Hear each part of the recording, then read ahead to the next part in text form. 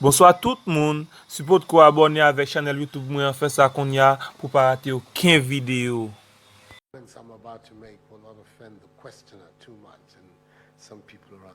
J'espère que le commentaire que je m'apprête à faire ne va pas offenser la personne qui a posé la question ainsi que les gens présents dans cette salle.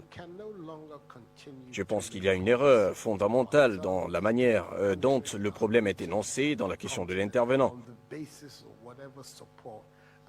Nous ne pouvons plus continuer à élaborer des stratégies politiques pour nous-mêmes, nos pays, nos régions et notre continent qui sont basés sur un hypothétique sport des Occidentaux, de la France ou de l'Union européenne.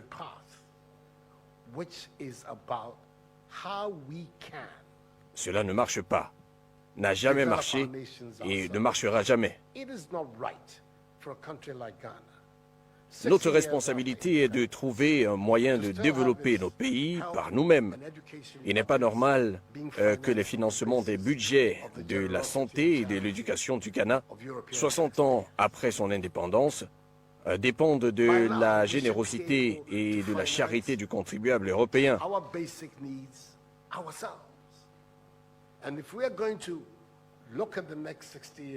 Nous devrons aujourd'hui être à mesure d'autofinancer nos besoins alimentaires et élémentaires. Si nous concevons les 60 prochaines années comme une période de transition dans laquelle nous nous assumerons pleinement, notre destin ne peut plus être soumis à la volonté du contribuable français. Leurs dons et leurs œuvres caritatives sont toujours les bienvenus. Cependant, ce continent africain, après tout ce qui s'y est passé, regorge encore d'eau, d'au moins 30% de la réserve mondiale des minéraux précieux. C'est un continent qui a d'énormes surfaces fertiles et cultivables, avec la plus jeune population au monde. Une population jeune, remplie d'énergie, de dynamisme et de créativité, comme nous l'avons vu lorsqu'elle traversait le désert, ou s'embarquait sur des bateaux de fortune pour traverser la Méditerranée.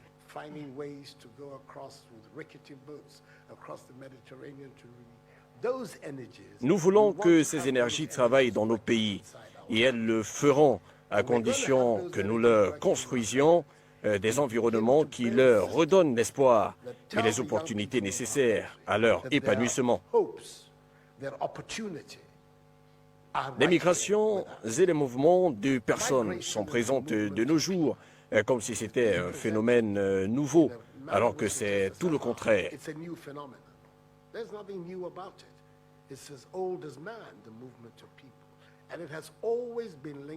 Les migrations sont aussi vieilles que le monde et ont toujours eu les mêmes causes. L'échec de l'endroit où vous êtes à vous fournir une opportunité.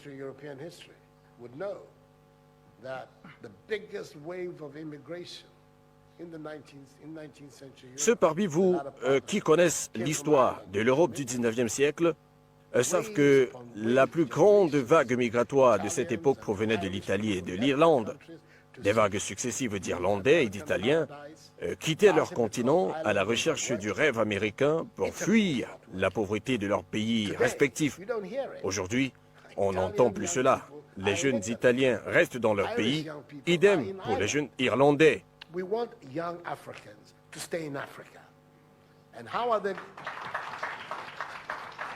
Nous voulons la même chose pour les jeunes Africains, qu'ils restent en Afrique. Pour ce faire, nous devons d'abandonner cette mentalité de dépendance, cette mentalité qui nous pousse à toujours nous demander ce que la France peut faire pour nous. La France n'agit que dans son propre intérêt. Si cet intérêt, quelquefois, peut coïncider avec la nôtre, tant mieux.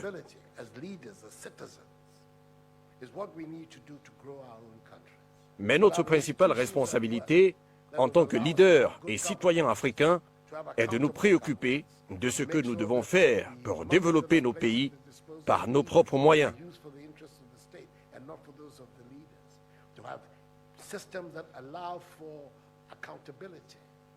De se doter d'institutions qui fonctionnent et nous permettent d'avoir des gouvernements opérationnels et responsables qui s'assurent que les fonds mis à la disposition de nos leaders sont utiles pour le bien-être du peuple et non aux fins personnelles des dirigeants.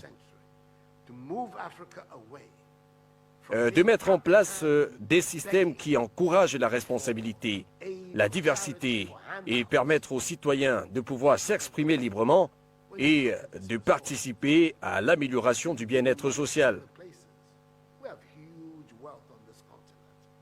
Nous devons plutôt nous préoccuper de ce que nous devrons faire en ce 21e siècle pour dissocier l'Afrique de l'image de mendiant du monde qui lui est associée.